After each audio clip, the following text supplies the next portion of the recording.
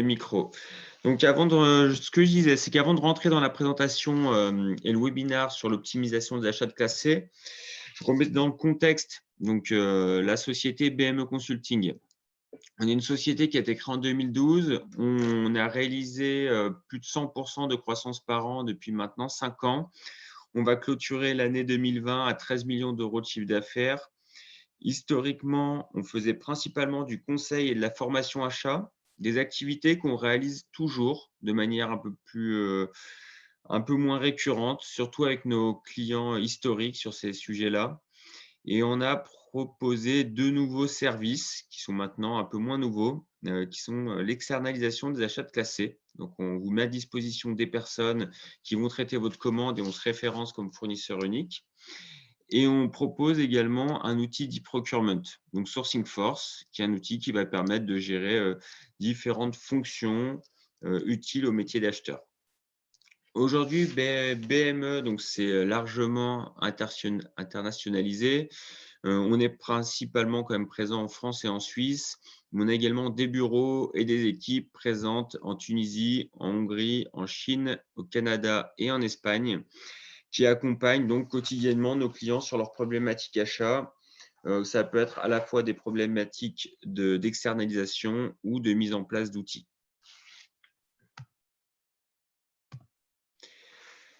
La solution Sourcing Force, après on rentrera dans le vif du sujet, c'est une solution source to pay qui va couvrir donc différents besoins du métier d'acheteur, avec toujours comme vocation d'aider l'acheteur à optimiser sa stratégie achat et surtout à l'aider à gagner du temps en se libérant des tâches à faible valeur ajoutée. Donc nous, vraiment, notre métier historique, c'était d'auditer nos clients pour détecter ces tâches à faible valeur ajoutée, pouvoir les quantifier, les qualifier, déterminer ensuite les solutions qui étaient les plus efficaces et les plus rapides à mettre en place, les hiérarchiser et créer donc un plan d'action.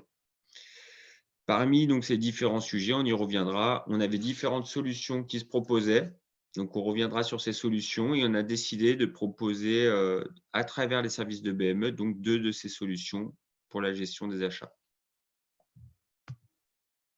Pour ceux qui sont intéressés par ces différents outils, modules, services Sourcing Force et aller un peu plus loin que le webinaire d'aujourd'hui, je vous invite à visiter nos 2 sites internet, bymedizy.com et sourcingforce.com. On publie beaucoup d'articles, des articles parfois assez techniques achats, d'autres parfois très généralistes. Je pense que vous trouverez toutes les informations dont vous avez besoin. Et si nécessaire, n'hésitez pas également à nous appeler. On partagera avec plaisir nos expériences et notre savoir-faire avec vous, même s'il n'y a pas de projet immédiat. Pour revenir donc sur l'optimisation des achats spot, avant de définir ce qu'est les achats spot, les grandes problématiques auxquelles font face nos clients sur ce sujet-là sont souvent, la première, c'est la création des comptes fournisseurs. Sur cette création de compte fournisseur, en fait, on a plusieurs problématiques. C'est le temps déjà que peut prendre cette création de compte fournisseur. Vous avez parfois des processus de validation qui sont assez lourds puisqu'adaptés à des achats plus importants. Et vous avez raison, puisqu'aujourd'hui, il y a énormément d'arnaques en termes de fausses factures. Il y a énormément de fournisseurs qui sont également à risque. Donc, il faut pouvoir contrôler quels sont les fournisseurs qu'on référence ou non. Donc, l'objectif, ce n'est pas de limiter ou de supprimer ces circuits de validation de création de compte fournisseur qui ont une vraie pertinence dans une stratégie achat, mais c'est plutôt de trouver des solutions alternatives qui vont accélérer la création de ces comptes fournisseurs ou qui vont pouvoir les contourner, entre guillemets, c'est-à-dire sans enlever l'intérêt de ce circuit de validation. Donc, la deuxième problématique, c'est parfois on a des achats spot, des achats qui peuvent être urgents et on n'a pas le temps d'attendre d'avoir des longs circuits de validation de création de compte fournisseur. Et là, pareil, il faut trouver des solutions alternatives et donc ça fera aussi partie du sujet de ce webinaire. La deuxième chose, c'est le constat dans les services comptables sur ces achats spot principalement ou sur ces achats de classe C, de recevoir un grand nombre de factures qui ne correspondent pas en termes de niveau d'information à ce que l'on a besoin pour pouvoir traiter rapidement la facture. Parfois avec des fournisseurs qui ne sont pas capables d'envoyer des factures sous format électronique.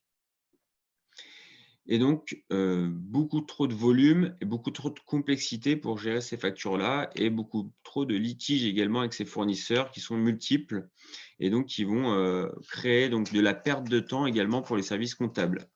Et d'ailleurs, le premier prescripteur, donc forcément après le directeur achat, pour aller chercher des pistes d'optimisation, c'est souvent le DAF des entreprises qui est, assez au courant de ces problématiques-là et qui peut être un des alliés principaux pour l'acheteur lorsqu'il veut aller mettre en place des solutions un peu innovantes sur cette, gestion des achats de classe C.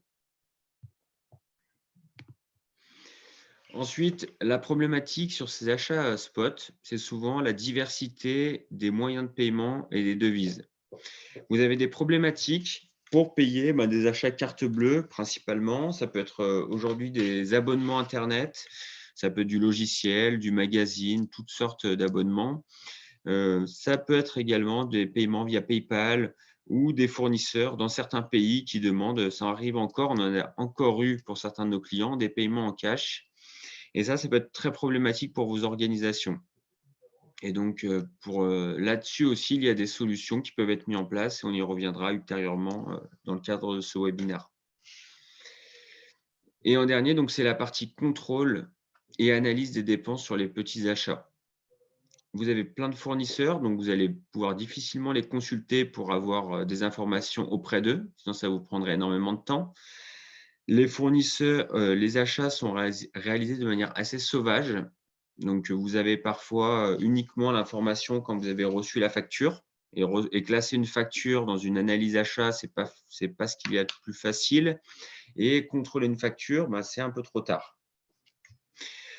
Donc l'objectif, c'est de pouvoir ramener de la souplesse et de la simplicité au client interne, tout en ramenant du cadre pour le forcer à repasser dans un processus achat classique et pouvoir à la fois mettre des processus de contrôle et à la fois reclasser toutes ces dépenses pour mettre en place l'analyse des dépenses, qui est la base des informations à avoir lorsqu'on est acheteur pour mettre en place une stratégie. Alors, qu'est-ce qu'un achat de classe C? Alors, la problématique, dans les entreprises, on trouve, plusieurs mots qui est utilisé. Achat sauvage, parce qu'en effet, ces achats de classe C deviennent souvent sauvages. Achat spot, parce que c'est des achats que vous réalisez, très peu de fois avec ces fournisseurs-là. Et achat de classe C, parce qu'on est sur ce qu'on appelle de la longue traîne ou en anglais tail spend. Donc, vous imaginez votre répartition des fournisseurs, de ceux qui vous consomment le plus d'achats, ceux qui vous consomment le moins. Vous les classez sur une courbe et rapidement, vous allez avoir une courbe qui va tendre vers 0, pour ceux qui ont fait un peu de maths et qui va tendre donc longuement avec plein de tout petits fournisseurs qui seront de plus en plus petits. Et donc, on va les regrouper par consommation, donc par volume de dépenses annuelles. Et on va classer ces fournisseurs donc par ordre décroissant. Donc, on va vite voir qu'on a à peu près 5 de nos fournisseurs qui nous consomment à peu près 75 notre consommation achat, donc du volume en euros. Ensuite, on va avoir à peu près quelques autres pourcents, donc à peu près 20 qui vont représenter 20 autres pourcents en termes de dépenses achats. Et ensuite, on va avoir à peu près 75 de nos fournisseurs qui vont représenter 5 de nos dépenses achats. Et c'est ça qu'on va classer donc en A, B, C. Donc ce travail peut être fait assez facilement si vous avez la donnée suffisante. Vous faites une extraction de votre dépense, vous faites un calcul cumulé de ces dépenses, vous les classez par ordre croissant. Vous prenez les premiers, c'est les classes A, ensuite les classes B et en dernier les classes C. Et quand vous allez prendre ces fournisseurs de classe C, vous avez très souvent des fournisseurs sur lesquels vous avez des achats peu récurrents. Et vous allez avoir des problématiques qui sont totalement différentes de celles que vous rencontrez sur les achats de classe A et B. Pourquoi? Parce que sur les achats de classe A, vous allez clairement avoir des effets de mutualisation de volume. Vous allez avoir des problématiques, de sécurité et d'approvisionnement, de qualité qui est beaucoup plus importante. Vous avez des achats stratégiques qui vont directement créer de la valeur et de la différenciation pour votre entreprise, au milieu donc de son environnement concurrentiel. Alors que les achats de classe C, on est souvent sur des achats de faible consommation, peu stratégiques, des achats simples, d'après la matrice donc, de Kraljic. Et ces achats de classe C, Ils sont surtout des achats de vie, en fait, d'animation de l'entreprise. C'est souvent des achats support.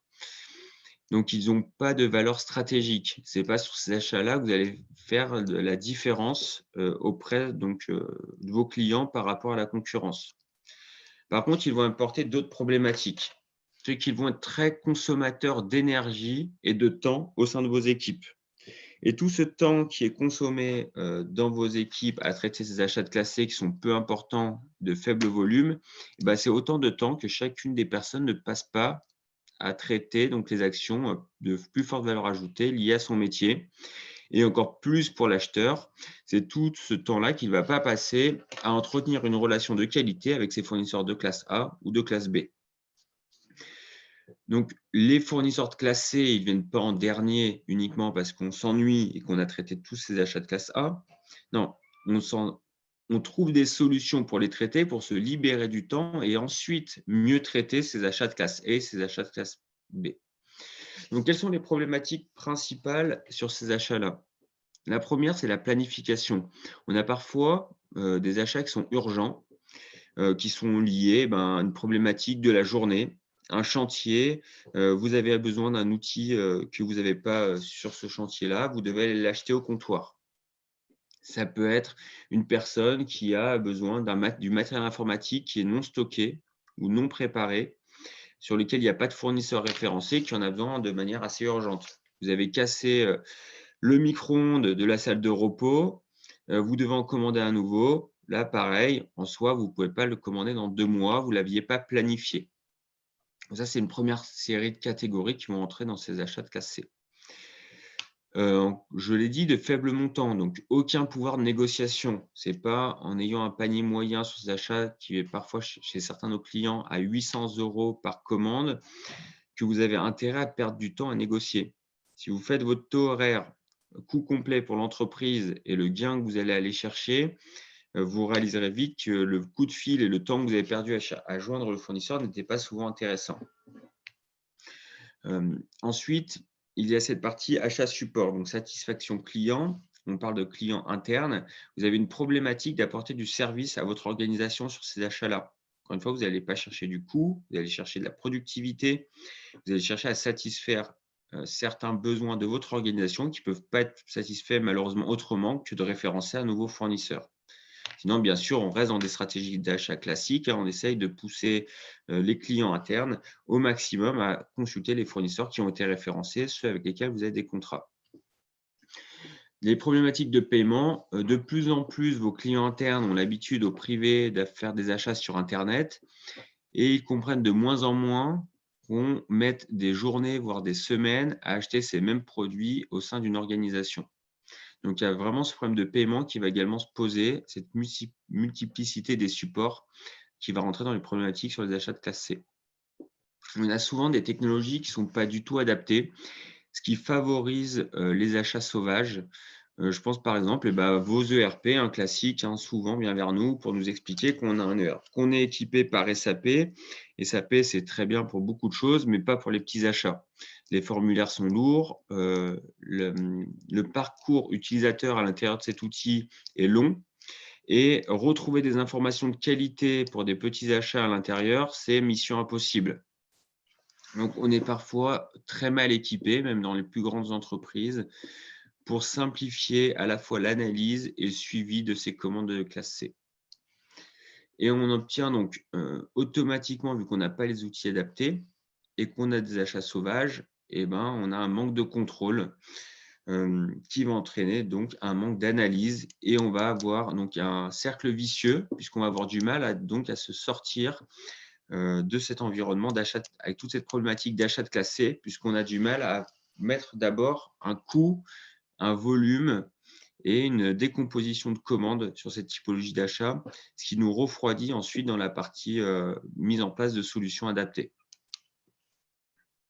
Donc, pour résumer, les achats de classe C, c'est vos 5% du volume achat qui va représenter à peu près 75% de vos créations de comptes fournisseurs. Et j'y reviendrai, mais on a réalisé plusieurs analyses audits de coûts de traitement de commandes chez nos clients et ça va de 100 à 250 € par commande. Donc, vous les rapportez au panier moyen que peut coûter un achat de classe C et vous voyez que la problématique principale, c'est pas de gagner 10 mais c'est de réduire de 50 le coût de traitement. Excusez-moi, le panier moyen, c'est combien, vous dites? Alors nous, le panier moyen, chez l'ensemble de nos clients, c'est 1 600 € exactement. OK. Ah, ça aussi, hein, selon les années, mais on va avoir, certains de nos clients, pour lesquels le panier moyen, ça va être 500 € sur les achats de classe C, D'accord. c'est-à-dire sur les plus faibles.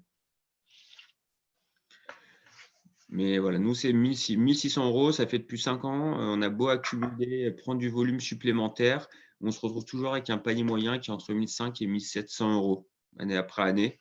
Donc ça doit être celui que vous allez souvent retrouver dans vos organisations. Après, les achats de classe C, ça reste c'est des statistiques en théorie, mais ça reste, en fait, quand on met en place des solutions, on va surtout déterminer en face quel est le coût par typologie d'achat.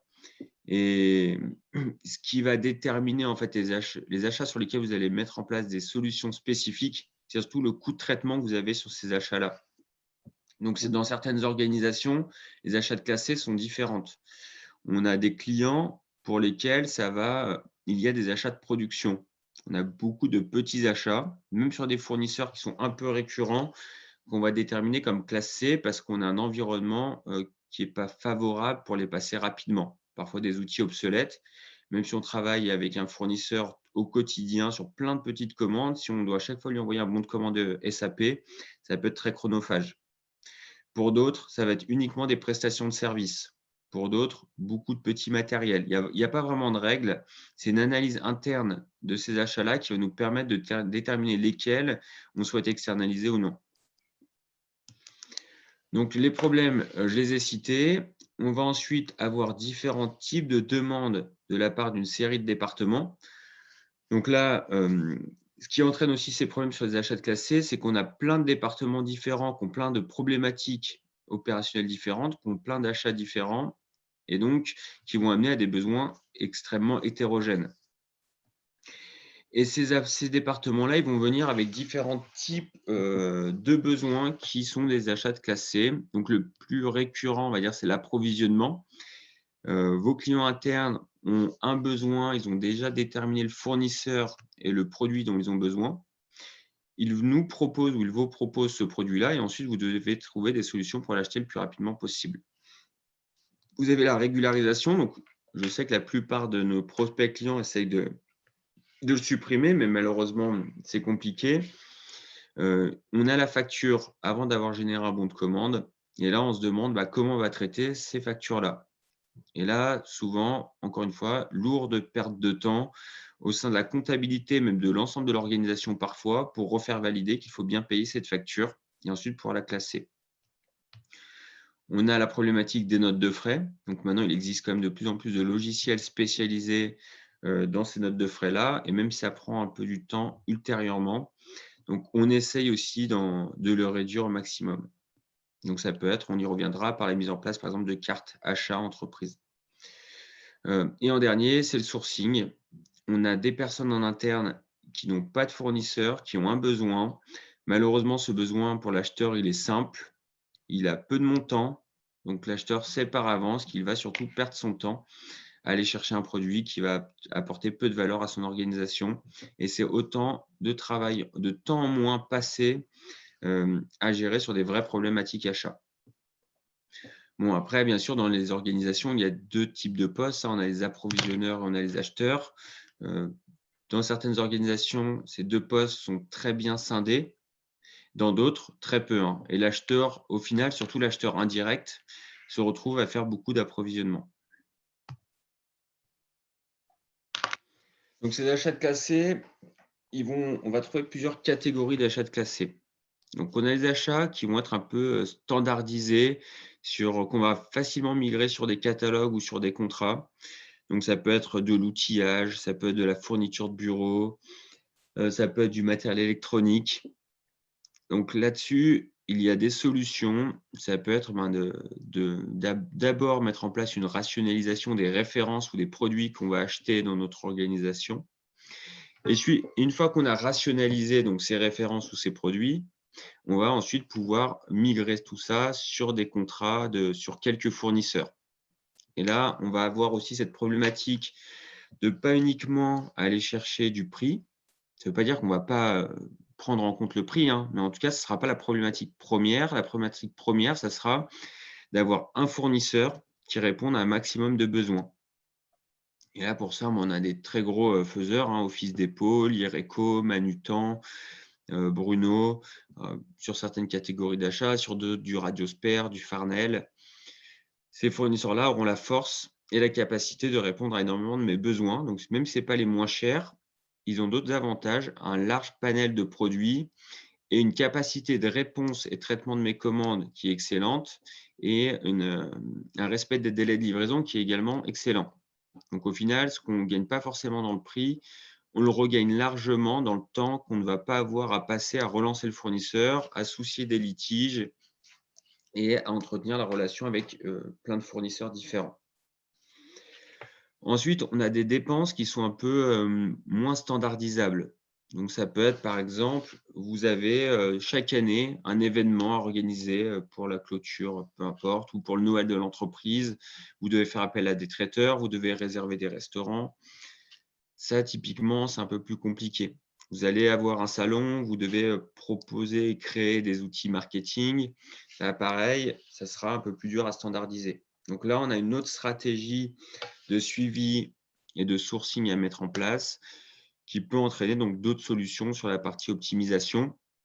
Ça peut être mettre en place des outils qui vont faciliter la mise en concurrence de quelques fournisseurs uniquement.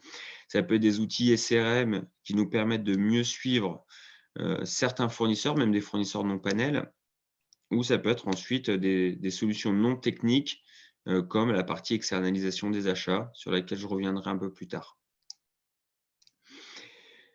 Et en dernier, on a une autre catégorie de produits, ça reste des pièces, par exemple les pièces de rechange. On va avoir des pièces qui sont très dures à sourcer, donc avec des fournisseurs parfois étrangers. Et là, on va avoir une autre complexité, c'est vraiment l'approvisionnement en soi et la recherche de ces pièces. Trouver des références nouvelles sur des références qui étaient en fait anciennes que vous utilisiez dans votre organisation. Et là, on a un travail de sourcing qui est un peu plus compliqué. Donc pour la partie coût complet de traitement, donc on appelle ça aussi le TCO. Donc le TCO, c'est prendre l'ensemble des coûts liés à l'achat d'un produit. Ça va du référencement du fournisseur, à la qualification technique du produit, au coût de transport, etc. Et dans ce TCO, donc, il y a toute cette partie gestion de la commande. Donc comment fonctionne en général pour aller chercher l'information sur qu'est-ce qui coûte quoi? Donc, nous, ce que l'on fait, c'est qu'on va voir chaque personne. Déjà, on retrace le flux de la commande. On va mettre des noms ou des postes en face de chacune des étapes. Deux solutions, hein. C'est soit on prendrait le chronomètre et on suivrait le flux de commande de chacune de ces étapes, mais là, il faudra en prendre suffisamment, un échantillonnage suffisamment grand pour avoir une moyenne pertinente. Soit on regarde au quotidien chacune des personnes, combien de temps elles passent à gérer les commandes. Donc, on passe la journée avec le directeur et on regarde est-ce qu'il passe 10 minutes ou 1 heure à valider des commandes, par exemple. Pareil sur la partie responsable, est-ce que l'acheteur passe une demi-heure ou 1 heure par jour pour référencer des fournisseurs? Est-ce que la compta gère des litiges, etc. Bon, tout ça, on le met de bout à bout et on va voir que chacune des personnes passe X temps sur son temps de travail à traiter ces demandes d'achat-là. Et ensuite, donc on divise par le volume de commandes qui passent au sein de l'organisation. Et là, on va pouvoir déterminer chaque personne combien de temps elle passe et combien de temps donc est utilisé pour traiter une commande. On multiplie ensuite tout ça par le coût complet donc, de chacune des personnes à leur poste et on obtient un coût de traitement. Et donc, je vous disais tout à l'heure, donc on est entre 100 et 250 € avec un coût moyen de 150 € par coût de traitement, donc par commande. Quand on va bien sûr du besoin fonctionnel jusqu'au paiement de la facture et tous les litiges qui peuvent être générés au milieu. Donc l'objectif, c'est de déterminer dans cette liste d'actions quelles sont les actions qui peuvent être ou qui veulent être supprimées. On peut en supprimer énormément, on peut en digitaliser. Supprimer, ça ne veut pas dire qu'on ne va plus les faire. C'est-à-dire qu'on va soit confier à un prestataire externe cette mission-là, soit on va réorganiser notre effectif pour les réaliser plus rapidement, soit on va digitaliser certaines de ces actions-là pour les automatiser. Donc, ce qu'on automatise le plus souvent, par exemple, c'est le circuit de validation. C'est d'arrêter d'avoir à imprimer des documents pour les faire signer et d'avoir des tas de feuilles qui s'accumulent sur le dossier des directeurs ou des responsables achats. Ça peut être également automatiser beaucoup les analyses de dépenses. Il faut arrêter tous les mois de faire des extractions assez lourdes dans des fichiers Excel. Donc, il faut récupérer via des ERP, les retraiter dans les fichiers Excel, refaire les tableaux croisés dynamiques, parfois reclasser et traiter l'ensemble de ces commandes pour au final avoir à chaque fois les mêmes informations. Donc, on peut automatiser ça. Et bien sûr, il y a toute une série d'autres actions qu'on peut simplifier, automatiser, mieux suivre grâce à des tableaux de bord et donc y passer de moins en moins de temps sans perdre en qualité. Donc là, ça va être bien sûr dans chacune des organisations, on n'y viendra pas beaucoup plus en détail dans ce webinaire, mais il est possible de mettre en place des missions de cadrage dans lesquelles on réalise une série d'ateliers, on échange avec les différents acteurs qui vont participer au traitement, donc au workflow de cette commande, et on va déterminer ensuite quels sont les outils qu'on peut mettre en place ou les solutions en face des problématiques pour aller maximiser le gain. Et on va ensuite déterminer quel coût a chacune de ces solutions, quelles difficultés j'aurai à la mettre en place au sein de mon organisation, donc souvent liées à la résistance au changement, et quelle rapidité je vais avoir donc, pour la mettre en place. Tout ça, ça me donne un classement, une note globale, et ensuite, je vais lister quelles actions je vais mettre en place en première. Est-ce que c'est de l'externalisation? Est-ce que c'est de la digitalisation? Est-ce que c'est de la carte achat? Est-ce que c'est la création d'un service d'approvisionnement? Est-ce que c'est la formation de mes équipes? Est-ce que c'est la formation de l'ensemble de mes collaborateurs pour leur expliquer des process qui avaient déjà été déterminés mais mal utilisés? Et ça, donc, ça va m'amener sur différentes solutions. Avec toujours comme objectif de rester en tête que sur les achats de classe C, on va surtout aller chercher du gain de temps interne. Pourquoi? Encore une fois, ce n'est pas uniquement de dire que la personne elle doit travailler moins, c'est qu'entretenir 100 fournisseurs de classe C ou entretenir ou mieux suivre un seul de ces fournisseurs de classe A, on pourra facilement faire le calcul de ce qui rapporte le plus pour l'organisation et ce qui sécurise le plus l'entreprise. Aujourd'hui, un acheteur, on attend de lui qu'il aille chercher de l'innovation auprès de ses fournisseurs. On attend de lui qu'il fasse du RSE et qu'il aille chercher des fournisseurs donc qui connaissent comment travaillent ses fournisseurs. On attend de lui qu'il soit un garant de l'image de marque de la société en allant faire attention donc à l'image de son propre fournisseur, qu'il ait de la veille juridique sur les différents produits qu'il achète. Donc tout ça, ça prend du temps pour être fait correctement. Donc ça ne peut pas être fait correctement si on passe notre journée à valider ou à commander des produits qui n'ont pas de valeur ajoutée pour l'organisation.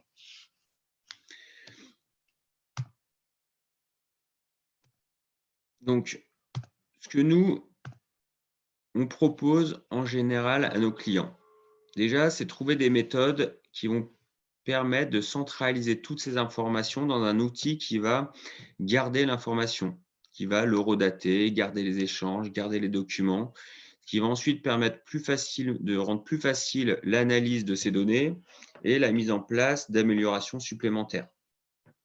Les améliorations, les solutions standards qui sont mises en place, c'est l'externalisation des achats, la mise en place de cartes achats, donc de cartes de paiement, la mise en place de e-catalogue, que ce soit dans un système e-procurement ou parfois directement avec les fournisseurs, l'outil e-procurement, et ensuite essayer au maximum d'interfacer ces outils avec l'ERP qui est déjà mis en place pour éviter les doubles saisies.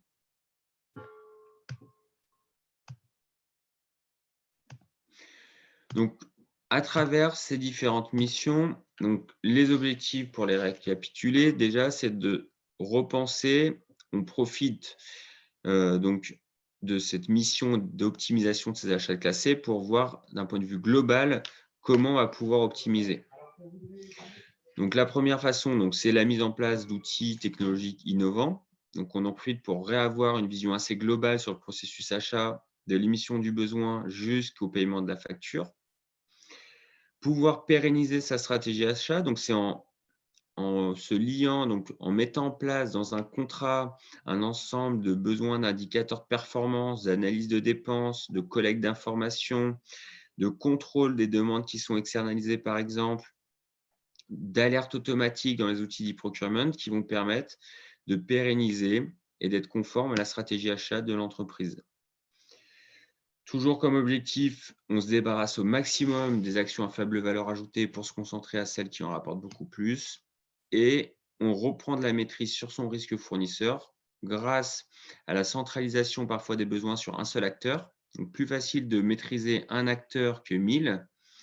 Et ensuite, en se libérant du temps, en améliorant la qualité relationnelle qu'on a avec nos fournisseurs principaux. La première solution, la mise en place, donc parmi celles que je vous ai proposées, la première que je vais aborder, c'est la mise en place de e-catalogues.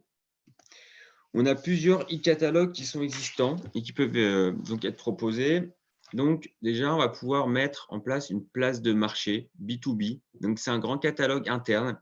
C'est comme si vous aviez Amazon, mais pour votre entreprise et qui va référencer les articles, produits, même services de tous vos fournisseurs qui sont capables de vous le proposer.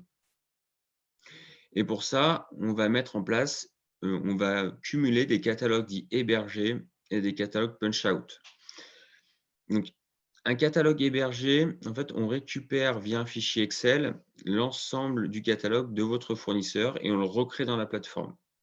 Le catalogue punch-out, c'est une passerelle entre le catalogue du fournisseur, donc sa plateforme e-commerce, et votre outil à vous, qui va vous permettre d'aller consulter ce catalogue-là, avoir vos articles négociés et pouvoir limiter les références qui sont accessibles et de confier entièrement à votre fournisseur la charge d'entretien du catalogue et de vous assurer que les prix que vous avez sont toujours les bons et que les références sont toujours bonnes et d'éviter d'avoir de la double saisie. Donc, les bénéfices sont assez évidents. Pas de double saisie, un catalogue géré par le fournisseur, donc des données qui sont fiables et actualisées. On évite les erreurs qui vont faire perdre du temps à la fois sur la bon de commande, mais potentiellement même sur la facture, parce qu'on va pouvoir même rapatrier en automatique, par exemple, les frais de livraison. Donc, on arrête d'avoir au moment de la facture des frais de livraison qui n'ont pas été anticipés par le demandeur. On réduit énormément les coûts de traitement de commande, puisqu'on arrête d'ouvrir un gros bottin qui sert de catalogue pour aller chercher la référence EX 1818 qu'on va noter ensuite sur un bout de papier pour aller recopier dans notre ERP, imprimer le bon de commande, envoyer le bon de commande par la poste une fois qu'on l'aura fait signer à toute notre organisation. Là, tout le flux est complètement dématérialisé. Donc, on va gagner là facilement des heures cumulées par poste. Par contre, les contraintes, c'est que tous les fournisseurs, malheureusement, ne sont pas capables de proposer des plateformes e-commerce performantes ou même parfois de mettre à disposition des catalogues, même Excel, avec des prix qui sont fixés à l'avance. On a une phase projet qui peut être un peu plus compliquée, un peu plus longue.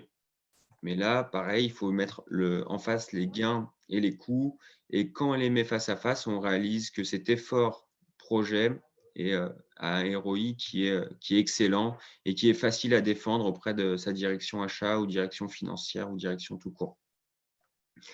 Et on a une contrainte d'accompagnement en changement parce qu'on passe parfois, on a un changement radical pour certaines organisations.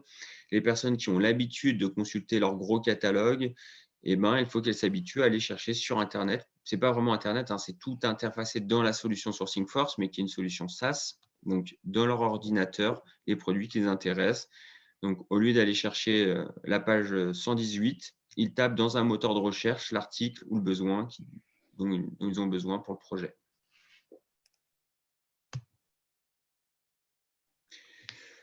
Donc, les catalogues hébergés versus catalogue punch-out. En général, on met en place les catalogues punch-out lorsqu'on a des fournisseurs qui proposent une large gamme de produits ou des produits personnalisables, parce qu'on va profiter du moteur de la plateforme e-commerce du fournisseur pour aller rechercher ces produits. Et on utilise les catalogues hébergés quand on travaille sur quelques articles. Bon, quelques articles, hein, ça peut être même plusieurs centaines. On a quand même des catalogues qui nécessitent peu de maintenance et pour lesquels on veut plutôt favoriser la comparaison de produits, puisque la force du catalogue hébergé, c'est qu'on va pouvoir comparer les produits un à un. Alors, nous, on propose, donc les fournisseurs vous proposent déjà directement des catalogues. Et nous, ce qu'on vous propose, c'est de construire en fait un hub de ces catalogues. C'est retrouvé dans une seule interface, qui est la même interface dans laquelle vous allez ensuite faire des demandes d'achat hors catalogue. Et ben, on va centraliser tous ces fournisseurs. Donc, nous, on a des fournisseurs on a des fournisseurs avec lesquels nous avons négocié des catalogues. On en a à peu près une cinquantaine maintenant. Et on les référence continuellement selon les besoins de nos clients. Donc, on a plusieurs en fait, processus d'intégration de catalogue. Le premier, vous avez un besoin, on a des catalogues référencés BME, on vous les propose. Le deuxième, vous avez déjà des fournisseurs avec lesquels vous travaillez. On prend contact avec ces fournisseurs pour leur demander les accès vers leur catalogue. Le troisième, grâce à la mise en place d'un outil, on a une analyse des dépenses qui est un peu plus fine. On détecte des opportunités sur certaines familles d'achats. Et ensuite, on va voir si les fournisseurs référencés peuvent y répondre ou sinon, on va aller chercher des fournisseurs alternatifs de manière assez classique.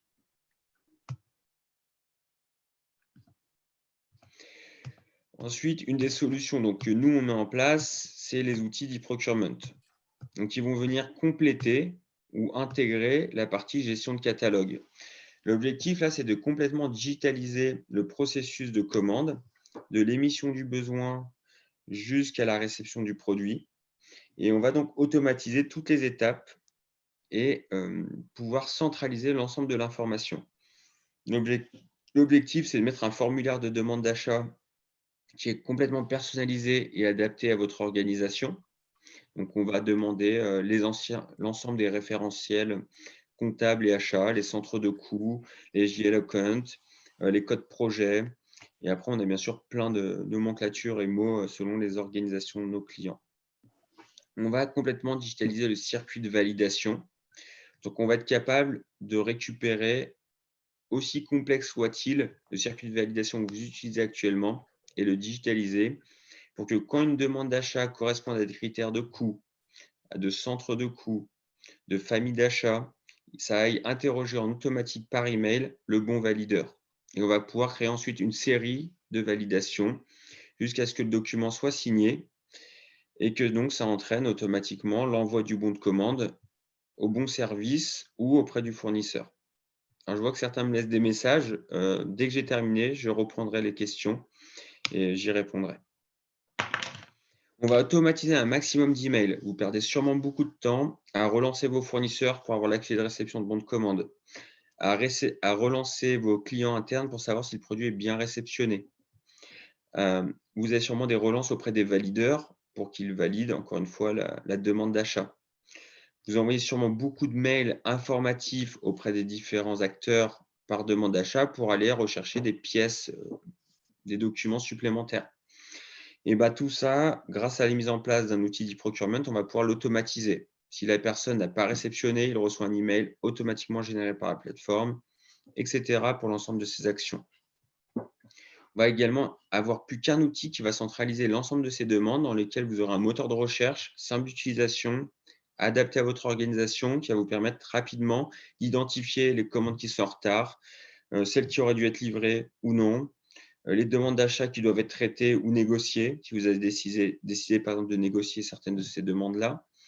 Donc tout ça, vous aurez une vision beaucoup plus claire et simple dans laquelle vous pourrez ensuite aller faire des extractions Excel et on va pouvoir réintégrer ces extractions dans des outils d'analyse de dépenses et de création de reporting. Donc bien sûr, la mise en place d'un outil du procurement, c'est quelque chose qui se réfléchit.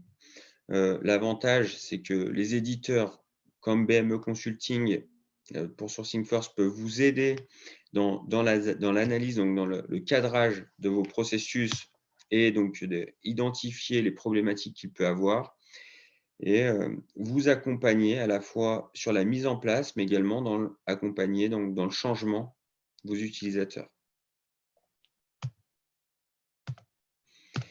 Une autre solution donc, que l'on propose pour nos clients, c'est la partie externalisation des achats.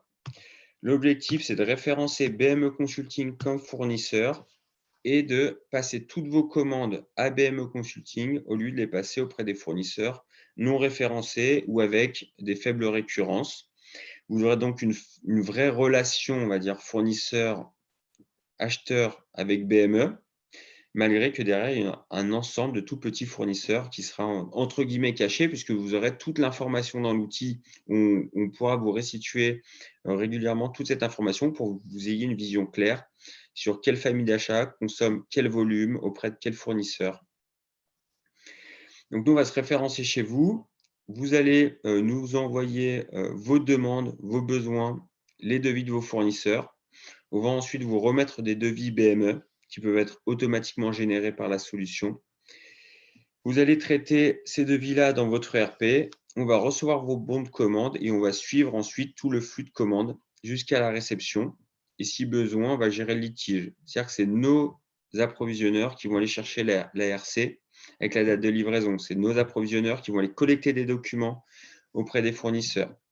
C'est nos équipes qui vont se soucier que le produit est livré à temps et qu'il correspond aux besoins de vos clients internes. Et c'est ensuite nous qui allons payer le fournisseur.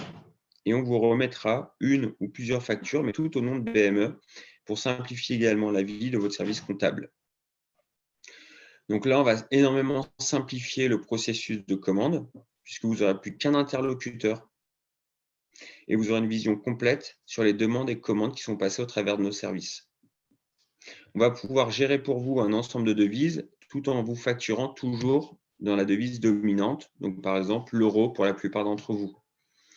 On peut également chez nous gérer de l'achat par carte bancaire. Vous avez un besoin sur Amazon, hein, vous n'avez pas de fournisseur référencé, vous nous envoyez l'URL ou un screenshot, on va passer l'acte d'achat pour vous. Vous serez livré directement chez vous pour gagner du temps et nous, on va recevoir la facture de votre fournisseur qu'on va régler.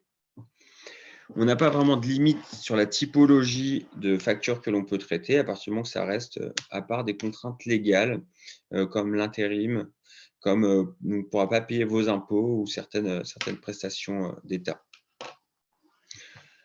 On va pouvoir gérer différents types de besoins. Donc, on a souvent l'approvisionnement. Vous avez votre devis, votre fournisseur, vous nous l'envoyez. La régularisation de facture. Vous avez reçu une facture sans commande. On prend contact avec le fournisseur, on fait renommer la facture en nom de BME. Et parfois, vous avez des besoins sans fournisseur, donc on va être capable de vous proposer des missions de sourcing. On va aller référencer trouver 3 devis différents qui nous semblent appropriés. Vous les proposez, vous transformerez celui que vous préférez. On peut mettre aussi en place de la négociation automatique pour tous les approvisionnements qui dépasseraient un certain montant. Et on a ensuite des bureaux dans des pays dits low cost pour aller chercher des fournisseurs avec des gains plus importants lorsqu'on a les volumes nécessaires. Donc, on a des représentants en Europe centrale, on a des représentants en Chine, on a des personnes qui ont l'habitude d'acheter en Turquie. Et donc, ça nous permet aussi de vous accompagner en termes de service achat, on va dire, support sur des missions que vous auriez un peu moins de temps ou moins d'expertise en interne de traiter. Une fois qu'on a traité tout ça, l'objectif, ce n'est pas du tout de créer une boîte noire ou pour vous de vous enlever des processus de validation qui ont un intérêt. On va pouvoir récupérer chez nous vos chartes achats et vos codes de conduite, intégrer vos politiques achats si nécessaire, et ensuite vous remettre à date régulière des indicateurs de performance sur nos services et une analyse de dépenses assez fine grâce à nos différents outils, puisqu'on aura la force d'être à la fois éditeur et service achat externalisé. Et dernier petit plus sur ce service-là, c'est qu'on va pouvoir profiter, nous, de la mutualisation des achats de nos clients pour négocier des catalogues avec des remises là où vous n'en aurez pas forcément.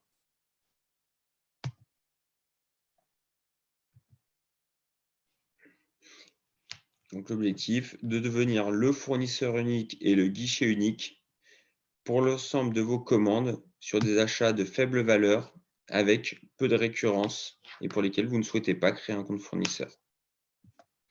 La partie KPI, indicateur de performance, quelque chose que l'on définit ensemble.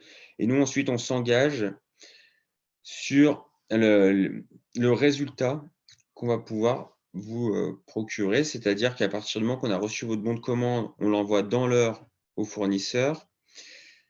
Si on a des besoins sur le sourcing, on revient vers vous dans la journée. On se accorde quand même 4 jours sur la partie sourcing et on peut vous alerter. Ça arrive malheureusement, parfois, on n'est pas capable de répondre à 100% des émissions de besoins qui nous sont demandées. On va récupérer l'accusé de réception du bon de commande sous 48 heures avec une date de livraison qu'on va vous transmettre, ce qui va nous permettre également chez nous de l'inscrire dans notre outil et de suivre correctement cette livraison et d'anticiper tout retard. Si besoin, on gère les litiges et on vous met à disposition des accès sur nos outils pour que vous puissiez voir l'ensemble du processus de commande et consulter quand vous le voulez l'ensemble des informations relatives à cette demande. On peut également mettre en place de la facturation électronique. Donc, vous avez peut-être des milliers de fournisseurs qui ont des processus de facturation différents. Nous, on peut mettre en place, si nécessaire, de l'EDI pour connecter automatiquement nos outils aux vôtres et faciliter le traitement donc, de la comptabilité. On récupère chez nous l'obligation de vigilance légale pour tous vos sous-traitants avec lesquels vous réalisez plus de 5 000 € de chiffre d'affaires annuel. Donc voilà pour cette présentation sur la partie donc, gestion et optimisation des achats de classe C, achats spot. Si maintenant certains d'entre vous ont des questions, je vous invite à me les poser. J'ai une personne qui me demandait quelle tâche considérée comme vous à faible VA. Le faible VA, en fait, c'est vous comparer le temps que vous avez et là où il peut être le mieux utilisé, hein. C'est surtout ça, faible valeur ajoutée. Et on va essayer à chaque fois de ne pas passer du temps sur quelque chose qui rapporte moins que ce qu'il en coûte.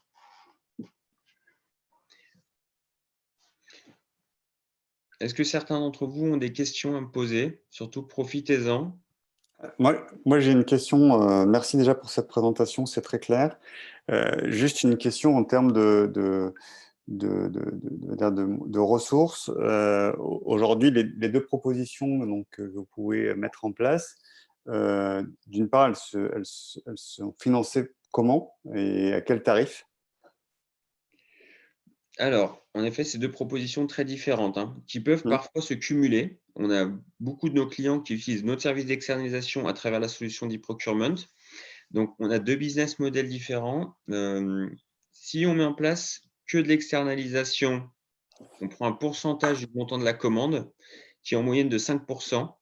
Bien sûr, après, on peut avoir des tarifications différentes si on est sur du sourcing, de l'approvisionnement, selon les typologies d'achat. Donc ça, c'est à rediscuter. Mais on va dire 5% en pourcentage du montant de la commande, c'est ce qu'on propose à nos clients.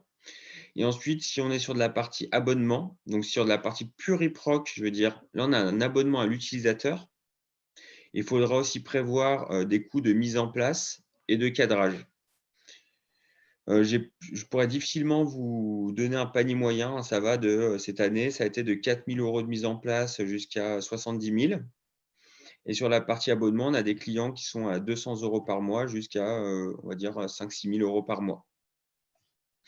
Et on a parfois des clients qui combinent les deux. Et dans ce cas-là, quand en fait on met à disposition, si on est sur de la ça va dépendre. Si on utilise l'outil que dans un cadre d'externalisation, on vous offre l'abonnement à l'outil.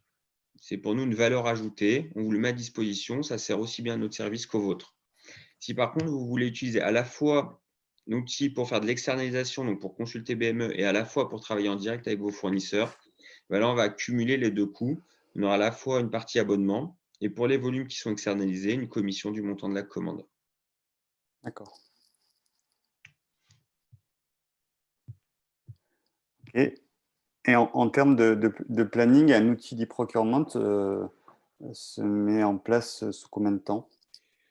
Alors, ça dépend encore beaucoup de l'environnement. En Déjà, la moyenne, question à hein. se poser, c'est est-ce qu'il y aura de l'interfaçage ou pas? En général, il faut compter 1 à 2 mois de ce qu'on appelle de cadrage. C'est toute la partie qui va nous permettre de rétablir correctement le processus de commande, d'identifier tous les référentiels et tous les acteurs et de pouvoir vous proposer un cahier des charges précis. Donc ça, c'est soit on vous aide. Soit vous l'avez déjà fait, vous avez un cahier des charges suffisamment précis qu'on va pouvoir suivre dans la mise en place. Donc là, vous comptez 1 à 2 mois. Ensuite, il y a la mise en place de l'outil. En général, 1 mois nous suffit pour configurer l'ensemble des processus de commande, déterminer les rôles, créer les utilisateurs et intégrer les référentiels. Si on a de l'interfaçage à mettre en plus en place, là, il faut compter 2 mois supplémentaires. Ça va être issu de la mission de cadrage. On va déterminer les éléments techniques.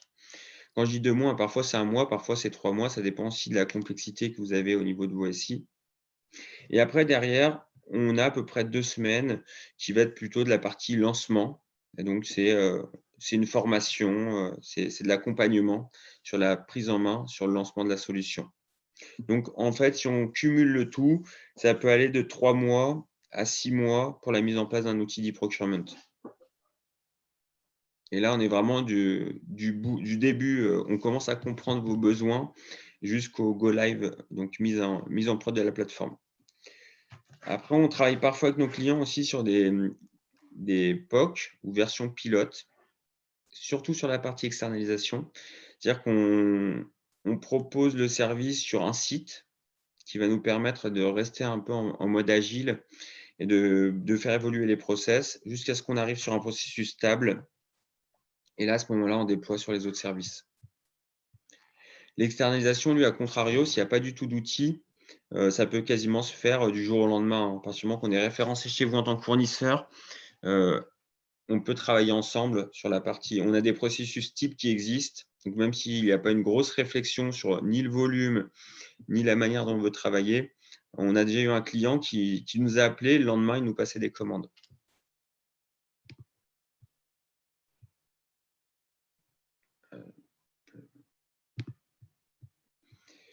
Alors, merci. Quel est le coût? Donc, je pense que j'y ai répondu à l'instant. Alors, quel est vos points de différenciation versus les acteurs du marché P2P comme Evalua, Coupa, Determine? Merci. Alors, Evalua et Coupa, déjà pour eux, ne répondront pas aux mêmes entreprises pour une question de taille. On n'a pas les mêmes budgets projets, les mêmes effectifs projets. Voilà. Nous, on s'adresse plutôt sur cette partie P2P à des ETI ou à des filiales assez autonomes de groupes, quand Evalua et Coupa vont s'intéresser plutôt à des gros acteurs et donc avec des temps de déploiement, des complexités qui n'ont rien à voir. Notre solution, elle est beaucoup plus flexible, elle est plus simple, elle a peut-être un peu moins de fonctionnalités. Par contre, sur les fonctionnalités qu'on a, on a un pouvoir de configurabilité qui est très fort. Et l'objectif, c'est pour nous en fait de proposer une solution qui s'intègre malgré tout, malgré les délais que je vous ai donnés, malgré tout rapidement et simplement, qui nécessite moins d'expertise, donc des budgets aussi qui sont beaucoup plus faibles que ce qui va être, ce qu'on va avoir besoin dans Evalua et Coupa. Pour Determine, qui est un peu plus, qui est un concurrent un peu plus direct, ça va surtout dépendre des fonctionnalités, hein. C'est la couverture fonctionnelle des outils qui vont nous différencier. Et ça vient de l'historique des différents projets qu'on aura menés. Parfois, on a des fonctionnalités que nos clients nous ont poussés à développer, dont vous aurez également besoin, alors qu'un de nos concurrents ne l'aura pas et vice-versa. Et bien sûr, en dernier, ça peut être aussi l'affinité qu'on a avec les différents prestataires et comment on sent qu'on va pouvoir travailler avec eux sur les prochains mois, puisque la partie cadrage ou déploiement, c'est un échange régulier. Donc voilà, pour nous, c'est vraiment la flexibilité, la simplicité qu'on essaye de mettre en avant, quitte à ne pas aller chercher certains projets parce qu'ils sortent beaucoup trop des modules standards que l'on peut proposer, où ils ont des coûts de déploiement ou de spécifiques qui sont beaucoup trop forts. Quel montant d'achat est géré via le BPO? Alors là, il n'y a pas de règle, hein. On a des clients qui vont nous externaliser plusieurs millions d'euros et les plus petits, quelques centaines de milliers d'euros. On est sur un panier moyen de 800 000 € par client. Donc, on a nos clients historiques, les premiers avec lesquels on a travaillé, qui sont assez faibles, on va dire. Aujourd'hui, sur cette année, quasiment tous les clients qu'on a intégrés ont un potentiel, on a fixé un volume qui va être réalisé de plus d'1 million d'euros externalisés. Après, on a un client avec lequel on est en train de travailler actuellement pour le lancement d'externalisation de 13 millions, 13 millions, c'est un chiffre un peu fixe, mais entre 10 et 15 millions d'euros d'achats externalisés avec une couverture Europe et nord-américaine. Donc, je ne sais pas si ça y répond, hein, mais en fait, il n'y a pas vraiment de règle sur le montant d'achat via le BPO par client.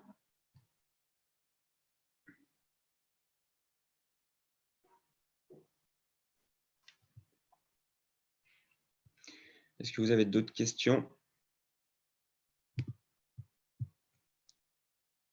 Bon, bah, si de votre côté, c'est clair.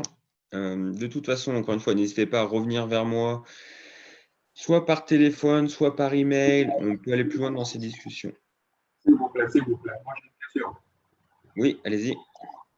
C'est par rapport à la notion de TCO. La notion de, excusez-moi, La notion de TCO. TCO. Très bien. Ouais. En effet, la notion de TCO, quand j'ai vu TCO, j'ai pensé que c'est emprunté de l'anglais, c'est Total Cost of Ownership. En tant qu'acheteur, pensez-vous que la notion de TCO soit juste limitée au processus d'achat? En fait, l'expression du besoin, sa formalisation, passation de la commande, la réception, la comptabilisation. Vous pensez que TCO normalement s'arrête là ou ça s'étend même à la... Parce que TCO, souvent, dans les faits, ça s'applique aux articles de longue durée, genre les immobilisations. Quand je vais, par exemple, acheter aujourd'hui une machine sur le marché, j'ai mes spécifications qui sont très claires. Et je veux cette fois-ci, si je veux, je vais dire, bon, écoute, je veux une machine qui a telle capacité, tu peux faire ça. Alors, je laisse les fournisseurs expérimentés venir avec leurs offres. Alors, mon choix, en faisant l'offre là, je vais tenir compte, première des choses, du coût, évidemment. Deuxième des choses, des spécifications ou des performances qui sont écrites. Troisième des choses, surtout, à ce que je vais payer quand j'aurai la machine. Je tiens compte, par exemple, des coûts d'entretien quand j'aurai la machine, la facilité d'avoir des pièces de rechange. Est-ce que c'est ça? Beaucoup d'éléments, après même l'achat. Vous avez raison. Même quand je vais vouloir me débarrasser de la machine, la facilité que j'ai de me débarrasser de la machine. Donc, j'ai pensé avant aujourd'hui que TCO s'étendait à tout, en fait, ce qu'on appelle le life cycle, tout ce cycle-là, de l'achat jusqu'à ce que je me débarrasse du bien, en fait. J'ai pensé comme ça. Bah, non, mais vous avez raison, hein, ne changez pas votre façon de penser. Je l'ai dit à un moment dans la présentation, mais peut-être que le PowerPoint le mettait en avant différemment. Moi, je calcule en fait le coût de traitement de la commande, mais le TCO, c'est en effet, c'est l'ensemble du cycle. On va mettre dedans plein de choses, hein.